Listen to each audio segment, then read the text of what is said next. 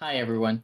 Welcome back to Buffnagel the podcast, where we explore entertaining and enlightening discussions of the adventure of life and all things good, from science and technology to history and philosophy to leadership and success. We hope to give you a better understanding of the world and skills for everyone to pursue their own adventure.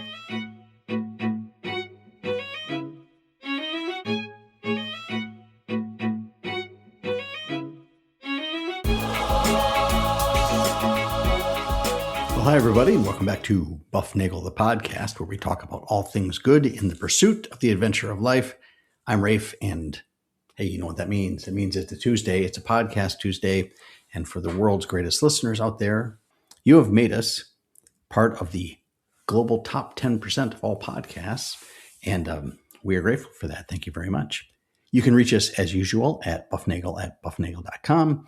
Remember to share the love, share the buff, give us a 5-star review and hit subscribe, or I really like this, or hey, mom, check out this podcast, whatever it is that you have to hit on your podcast machine to let us know that we are doing for you what you need done with regard to your podcasting world. Tell a friend to listen, of course, and you will get a free episode, as will your friend. And there's a link somewhere buried in the show notes where you can buy me a coffee. We're going to try something today, a little different, maybe. Maybe it's a little different because it's just kind of the extreme end of certain things. I am holding in my hand here. Well, I'm holding in my hands. If I had more hands, I would hold more things. I'm holding a copy of the Brothers Karamazov by Fyodor Dostoyevsky. It is a very big book. It's like I wouldn't say it's the biggest book I have, but it's a big book. It's 800 some pages, and it is exhausting because it's Russian literature.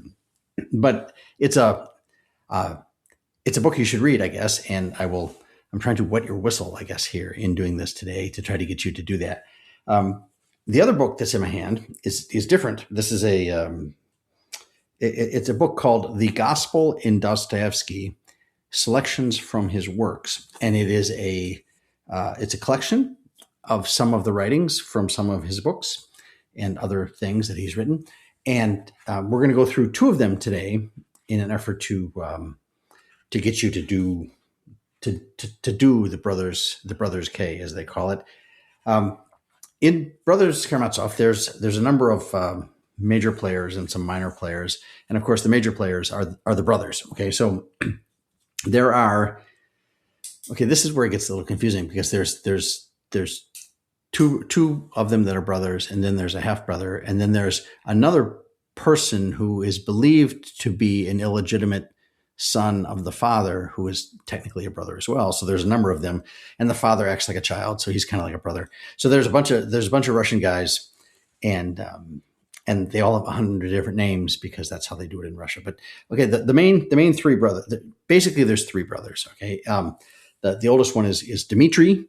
Sometimes he's called a number of other things, but in one of these passages we read, he will also be called Mitya, like Dimitria, Dmitri and Mitya. And he is the oldest son. He is impulsive and passionate. The second son is an intellectual. He's very smart, but he's very skeptical, and he's an intellectual, is who he is, and he questions everything, and he thinks about everything, and he feels nothing. Okay, so that's Ivan, who is the second son, and the third son is the pious and compassionate youngest son, and he's the hero of the novel. He is Alexei, and oftentimes he's called Alyosha. I always said Alyosha. I've seen a pronunciation that looks more like Alyosha. I put a little extra I in there. So my Russian is worse than any other language I know, except for the other languages I don't know. So it's not very good. So I will not do very much Russian. There is the father is Fyodor Pavlovich Karamazov. He is not a good man. Everybody in this book is full of foibles, and have a few of them have some virtue, but Fyodor Pavlovich Karamazov is not a leader of that. All right, and there's Fyodor has a servant who is it's a long story. It's a long story in the big book about how this guy came to be his servant, and it's Pavlov Fyodorovich Smerdyakov, and he's the servant, and he has epilepsy, and everybody thinks he's the son of the father, but the father won't admit it, and there's all sorts of stuff going on. There's another guy who is the spiritual leader at the monastery. The youngest son, Alyosha, eventually goes into the monastery, or he's in the monastery, I guess, and the question is whether he's going to stay or go or do real life or become a monk or whatever it is. And the spiritual leader there is a guy named Zosima, Zosima. He's the spiritual leader there, and he's kind of idol's the wrong term, because we should not have idols, right? But he's the mentor, I guess, for Alyosha in the monastery. And then there's two women. Well, there's a lot of women involved, but there's two women that are primary prominent female characters. There's Grushenka, whose real name is Agrafena Alexandrova Svetlova, and she is her character role is defined here as a fierce, alluring, independent young woman who becomes the object of obsession for both Fyodor and Dmitri. So that's the father and the eldest son are both after Grushenka. Okay, and then Dmitri actually happens to be engaged to a different girl. Her name is Katerina Ivanova Vertavaseva. Vertatsvesva, something like that. She's Katerina, or Katie. She is proud and wealthy, but she's in this love triangle, and she has the hots also for Ivan. So it means there's this love triangle. It's not even a nice triangle. It's like a quadrangle or some sort of strange polygon. It's a love polygon with Dmitri and his father going after Grushenka, and Katerina being engaged to Dmitri, but she also has a thing for Ivan, who is the intellectual, who can't see anything going on. And meanwhile, Alyosha is trying to navigate being a monk in all of this stuff. It would be great. It would be funny if it wasn't so terribly sad. And then there's the fourth son, of course, who is the epileptic servant of the father. Okay, so those are the characters. And I'm going to read you two selections, all right, from this book. The first one's very short. The second one's a little bit longer, but that's why we have, what do they call it? Long form podcasting. This is not a reel. Okay. Sometimes I think on the Facebook machine and on maybe Instagram and some of those other places, there are little videos, but there are also reels. I guess reels, I don't know, come and go, or I don't know. I used to wonder, because my parents would not understand certain technology about what I was doing. And I always ask myself, when will the day come when I do not understand, when it has passed me by? And I know it has passed me, but I think I can still see the taillights. So one of these is like a reel, and the other is a full-fledged podcasty thing. So the first one, these are both from Brothers Karamazov. The first one is called The Onion, and the description of this little section it goes like this. In the Brothers Karamazov, Grushenka tells this little story to Alyosha. She had tried to seduce him, but he resisted her and even respected her sincerely as his equal, thus bringing about her conversion and spiritual self-examination. This is typical of how redemption comes about in Dostoyevsky. And that's correct. That happens a lot. Grushenka had been seduced as a young girl, abandoned, and then driven out of her parents' home. She lived in this town with her expenses paid by a rich old merchant whose mistress she had been. She had matured to a rare beauty, and from then on, until this experience with Alyosha, she had sought to avenge herself on the whole world of men. The older Karamazov pursues her, and so does Dmitri, who then succeeds just before his arrest in winning her sincere liking. Okay, so that's Grushenka. She's telling this story. She's going to tell this story to Alyosha. And here's the story. It's just a couple paragraphs. Once upon a time, there was a peasant woman, and a very wicked woman she was. and she died and did not leave a single good deed behind. The devils caught her and plunged her into the lake of fire. So her guardian angel stood and wondered what good deed of hers he could remember to tell God. She once pulled an onion in her garden, said he, and gave it to a beggar woman. And God answered, You take that onion then, and hold it out to her in the lake, and let her take hold and be pulled out. And if you can pull her out of the lake, let her come to paradise. But if the onion breaks, then the woman must stay where she is. Now, okay, I'm going to stop right here with this in her story. So it's a story. Is it great theology? Probably not. Maybe it is. If this is how it goes, make sure you hold on tight to the onion when you're being pulled from the lake of fire. But it's a story, all right, and it has meaning relative to the characters in here. But here's a woman who has done no good, and God gives her a second chance, and her guardian angel goes and says, "Here, he's going to try to pull her out of the lake with an onion." Okay.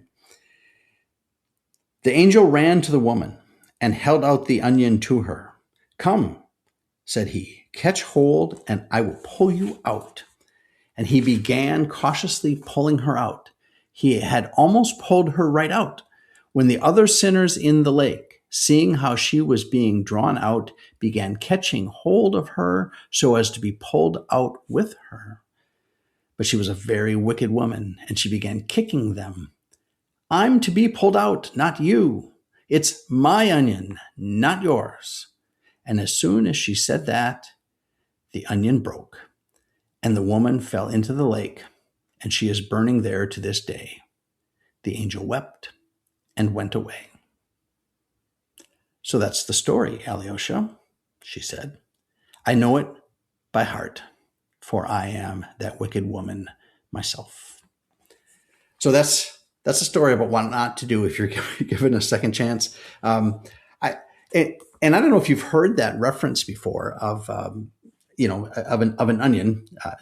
Some people will use that as kind of like you've done one good thing is you gave an onion to a beggar. And think about you could give all sorts of things to beggars. Giving them an onion, I mean, it's not very nutritious. Doesn't taste good raw, I would guess. I think that's probably like the least you could do. I think the onion is the least you can do.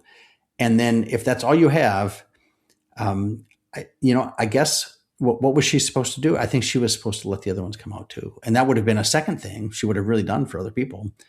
And that might have gotten her out instead. But she decided to kick at them and not let them come. And now she's in the lake of fire. So that's the first story. That's the onion. And the reason I mentioned that is that that's going to come up here in this second story. The second story is called The Wedding of Cana. And if you remember your gospel reading somewhere in there, I don't remember what it is. There's the story of Jesus' first miracle. He and his mother go to a wedding feast, and they're doing wedding things, and people come up to Jesus and say, "Hey, we're out of wine. We need some more wine." And his mother, they come to Mary, and he says, "Go ask Jesus." And Jesus says, "That's not my job. It's not my job to get the wine." And she says, "I just do whatever he says." And he eventually tells them to take water, put it in the big wine skins, the wine, whatever they're, big pitchers. And he turns the water into wine, and it's very good wine. And he makes good wine. Okay. And that's the first miracle. That's the wedding feast at Cana. And that is quoted a lot. And I'm sure I got the story a little bit wrong, but most of it's right. So here's the same general principle. We have a little description, and then we have the text. Alyosha Karamazov had experienced a deep shock. The body of Elder Zosima, whom he had loved above all, had not resisted corruption after death in an odor of sanctity, as was definitely expected, and had been observed in the case of almost all others who had died like him. All right, so Zosima was the guy in charge of the monastery. He was the mentor for Alyosha, and Zosima dies, and everybody thought, since he was such a holy man, that his body would not suffer corruption after death. And he's dead, and within like 10 minutes, he starts smelling corrupt. And I don't know if that's necessarily a statement about him being corrupt, or whether it's a statement about not putting your faith in princes, or whether it's a statement about, you don't always get what you ask for, but his body starts to decompose, and that's a bad thing. And that kind of spooks Alyosha, because he thought, this guy was going to be, assumed bodily into heaven right then. Okay. So, on we go. On the contrary, very soon after his death, a pronounced smell of death had come from his body, very much to the malicious pleasure of many monks who had opposed and envied Zosima. So the monastery is not a really nice place. It's either there are competing factions in the monastery. It's not really holy. It is what it is. All right. This had made such an impression on Alyosha that suddenly nothing on this earth mattered to him anymore, and he allowed Rakitin to take him along to see Grushenka. Now, Rakitin is also he's a novice there a seminarian, I guess, in the monastery, and he's an external character, and he provides he's always a sounding board for all the brothers. Okay. All right, so Rakitin takes him to see Grushenka, and he withstood her efforts to seduce him. She tries to seduce him, but he does not succumb. However, brought to her senses and returned inwardly renewed to the monastery, where he took on the death watch so the dead man he so loved. Here begins the vision, or a dream. So Alyosha has this. He tries to get seduced. He doesn't try. Grushenka tries to seduce him. He stands up. He is virtuous, and he brings about some redemption toward her, and then he goes back for death watch. Somebody always has to sit with the body until the burial. Okay, and there is somebody already there sitting with the body, reading reading scripture, and Alyosha goes in there. So here begins the text. It was very late, according to monastery order, when Alyosha returned to the hermitage. The doorkeeper let him in by a special entrance. It had struck 9 o'clock, the hour of rest and repose after a day of such agitation for all. Alyosha timidly opened the door and went into the elder's cell, where his coffin was now standing. There was no one in the cell but Father Paisy, reading the gospel in solitude over the coffin, and the young novice Porphyry, exhausted by the previous night's conversation and disturbing incidents of the day, was sleeping the deep, sound sleep of youth on the floor in the other room. Though Father Paisy heard Alyosha come in, he did not even look in his direction. Alyosha turned to the right from the door to the corner, fell on his knees, and began to pray. His soul was overflowing, but with mingled feelings. No single sensation stood out distinctly. On the contrary, one drove out another in a slow, continual rotation. But there was a sweetness in his heart, and, strange to say, Alyosha was not surprised at it. Again he saw that coffin before him, the hidden dead figure so precious to him, but the weeping and poignant grief of the morning was no longer aching in his soul. As soon as he came in, he fell down before the coffin as before a holy shrine, but joy was glowing in his mind and in his heart. The one window of the cell was open. The air was fresh and cool. So the smell must have become stronger if they opened the window, thought Alyosha. But even this thought of the smell of corruption, which had seemed so awful and humiliating a few hours before, no longer made him feel miserable or indignant. He began praying quietly, but he soon felt that he was praying almost mechanically. Fragments of thought floated through his soul, flashed like stars, and went out again at once, to be succeeded by others. Yet there was reigning in his soul a sense of the wholeness of things, something steadfast and comforting, and he was aware of it himself. Sometimes he began praying ardently. He longed to pour out his thankfulness and his love. But when he had begun to pray, he passed suddenly to something else and sank into thought. Forgetting both prayer and what had interrupted it, he began listening to what Father Paisy was reading, but worn out with exhaustion, he gradually began to doze. And the third day there was a marriage in Cana of Galilee, read Father Paisy, and the mother of Jesus was there, and both Jesus was called and his disciples to the marriage. Marriage? What's that? A marriage? Floated whirling through Alyosha's mind. There is happiness for her, too. She has gone to the feast. No, she has not taken the knife. That was only a tragic phase. Well, tragic phases should be forgotten. They must be. Tragic phases comfort the heart. Without them, sorrow will be too heavy for men to bear. Rakitin has gone off to the back alley. As long as Rakitin broods over his wrongs, he will always go off to the back alley. But the road is wide and straight and bright as crystal, and the sun is at the end of it. Oh, what is being read? And when they wanted wine, the mother of Jesus saith unto him, They have no wine. Alyosha heard. Ah, yes, I was missing that. I didn't want to miss it. I love that passage. It's Cana of Galilee, the first miracle. Ah, the miracle. That sweet miracle. It was not men's grief, but their joy Christ visited. He worked his first miracle to help men's gladness. He who loves men loves their gladness too. He was always repeating that. It was one of his leading ideas. There's no living without joy, Mitya says. Yes, Mitya. Everything that is good and true is always full of forgiveness. He used to say that too. Jesus said unto her, Woman, what has it to do with me? Mine hour is not yet come. His mother saith unto the servant, Whatsoever he saith unto you, do it. Yes, do it. Gladness, the gladness of some poor, very poor people. Of course they were poor, since they hadn't wine enough even at the wedding. The historians write that in those days, the people living about the lake of Gennesaret were the poorest that could possibly be imagined. And another great heart, that another great being, his mother, knew that he had not come only to make this great terrible sacrifice. She knew that his heart was open even to the simple, artless merrymaking of some obscure and unlearned people who had warmly bidden him to their poor wedding. Mine hour is not yet come, he said with a soft smile. He must have smiled gently to her. And indeed, was it to make wine abundant at poor weddings he had come down to earth? And yet he went and he did as she asked. Ah, he is reading again. Jesus saith unto them, Fill the water pots with water. And they filled them to the brim.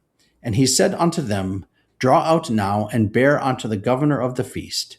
And they bore it. When the ruler of the feast had tasted the water that was made wine, and knew not whence it was, but the servants which drew the water knew, the governor of the feast called the bridegroom, and saith unto him, Every man at the beginning doth set forth good wine, and when men have drunk well, that which is worse. But thou have kept the good wine until now. What's this? What is this? Why is the room getting wider?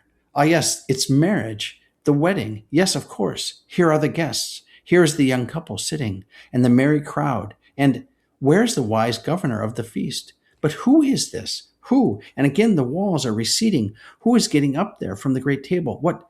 He here too? But he is in the coffin. But he's here too? He has stood up. He sees me. He is coming here. Oh my God. Then he went up to him. To him, he, the little thin old man with thin wrinkles on his face, joyful and laughing softly. There was no coffin now, and he was in the same dress he had worn yesterday sitting with them, when the visitors had gathered about him. His face was uncovered. His eyes were shiny. How was this then? He too had been called to the feast. He too, at the marriage of Cana in Galilee. Yes, my dear, I am called too, called and bidden, he heard a soft voice saying over him. Why have you hidden yourself here out of sight in a corner? You come and join us too. It was his voice, the voice of Father Zosima, and it must be him, since he called him. The elder raised Alyosha by the hand, and he rose from his knees. We are rejoicing, the little thin old man went on. We are drinking the new wine, the wine of a new great gladness. Do you see how many guests? Here are the bride and the bridegroom. Here is the wise governor of the feast. He is tasting the new wine. Why do you wonder at me? I gave an onion to a beggar, so I am too here. And many here have only given an onion each, only one little onion. What are all our deeds? And you, my gentle one, you, my kind boy, you too have known how to give a famished woman an onion today. Begin your work, dear one. Begin it, gentle one. Do you see our son? Do you see him? I am afraid.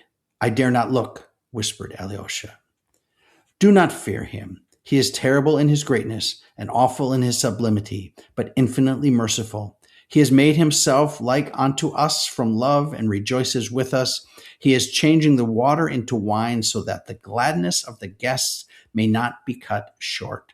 He is expecting new guests. He is calling new ones unceasingly forever and ever. There they are bringing new wine. Do you see? They are bringing the vessels. Something glowed in Alyosha's heart.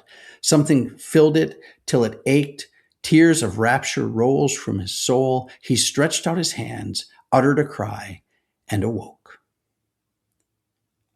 Again, the coffin, the open window, and the soft, solemn, distinct reading of the gospel. But Alyosha did not listen to the reading.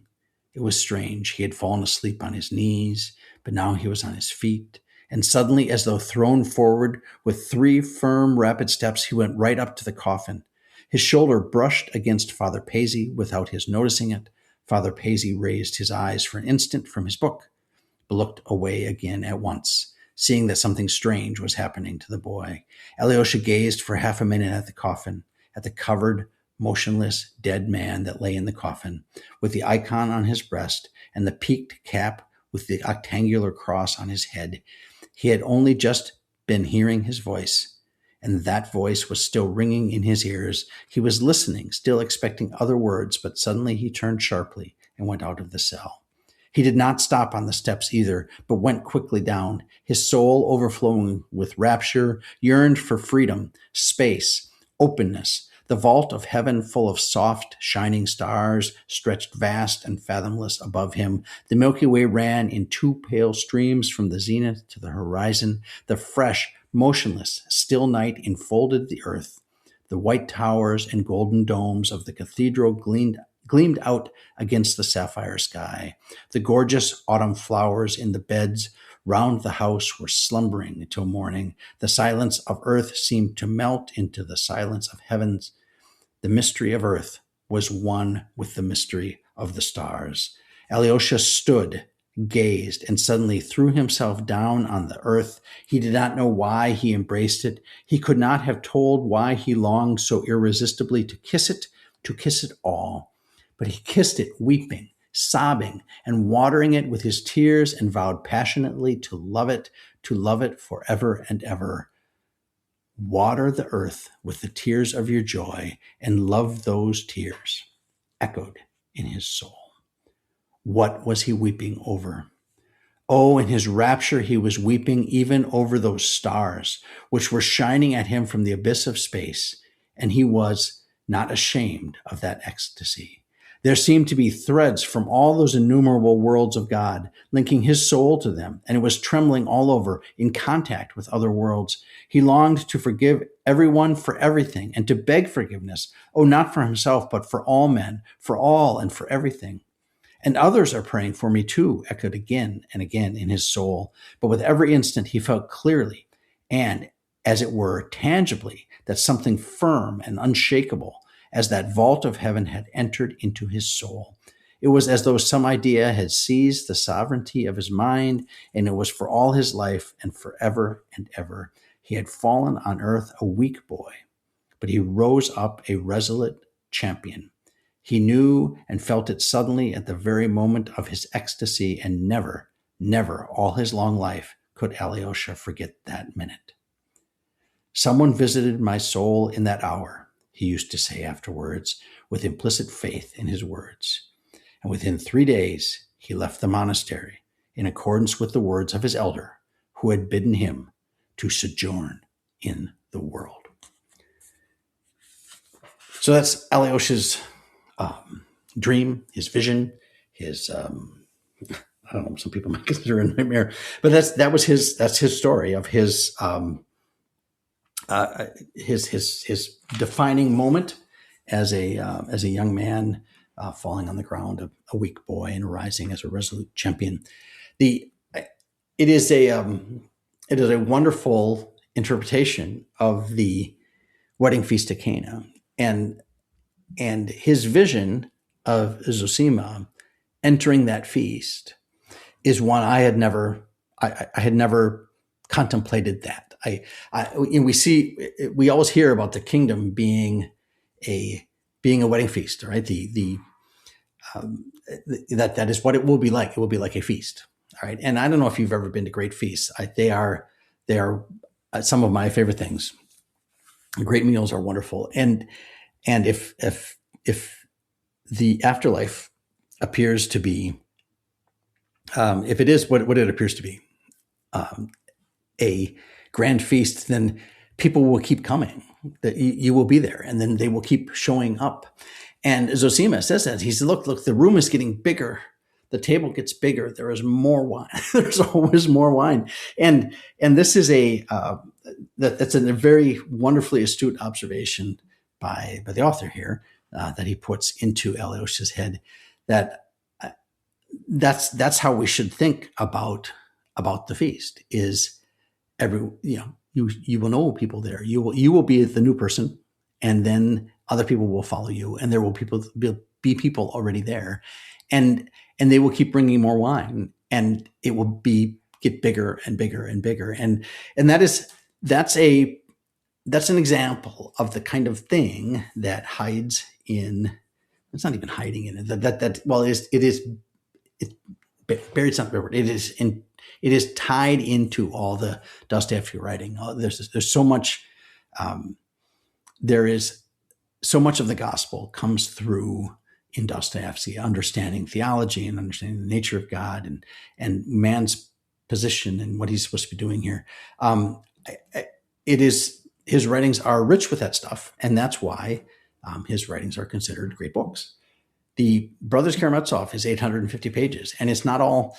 It's not all the wedding feast. There's some murders. There's some illicit sexual stuff going on. There is people lying. There are people stealing. There is thievery and people being clever and snarky and mean and bad. But there's humanity in there, and there's redemption in there, and that's what makes it a great story. So the book is the Brothers Karamazov. The book about the book, about the books, is the Gospel of Dostoyevsky, selections from his works by Dostoyevsky, been edited by, looks like J.I. Packer, Malcolm Mutteridge, and Ernest Gordon. So they're available somewhere wherever your fine books are sold. Anyway, that's what we got this week. A little introduction to the Brothers Karamazov. We will not be doing the whole book. That would take a whole series of things. But it may be worth your while to pursue something like that, even though the names are very difficult. It will take you a long time to read. But other than that, everybody, I hope you have a wonderful week. Remember to seek the good, live virtuously, and flourish and enjoy the adventure of life.